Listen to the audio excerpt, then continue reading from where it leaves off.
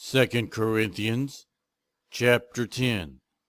By the humility and gentleness of Christ I appeal to you, I, Paul, who am timid when face to face with you, but bold toward you when away. I beg you that when I come I may not have to be as bold as I expect to be toward some people who think that we live by the standards of this world. For though we live in the world, we do not wage war as the world does. The weapons we fight with are not the weapons of the world. On the contrary, they have divine power to demolish strongholds. We demolish arguments and every pretension that sets itself up against the knowledge of God, and we take captive every thought to make it obedient to Christ, and we will be ready to punish every act of disobedience once your obedience is complete. You are judging by appearances. If anyone is confident that they belong to Christ, they should consider again that we belong to Christ just as much as they do.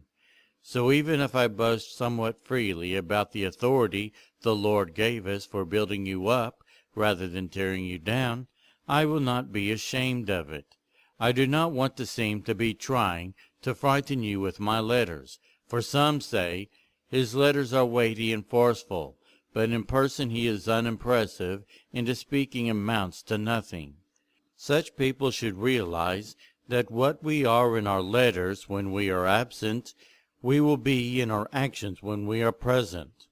We do not dare to classify or compare ourselves with some who commend themselves. When they measure themselves by themselves and compare themselves with themselves, they are not wise. We, however, will not boast beyond proper limits, but will confine our boasting to the sphere of service God Himself has assigned to us, a sphere that also includes you. We are not going too far in our boasting, as would be the case if we had not come to you, for we did not get as far as you with the gospel of Christ. Neither do we go beyond our limits by boasting of work done by others. Our hope is that, as your faith continues to grow, our sphere of activity among you will greatly expand, so that we can preach the gospel in the regions beyond you. For we do not want to boast about work already done in someone else's territory.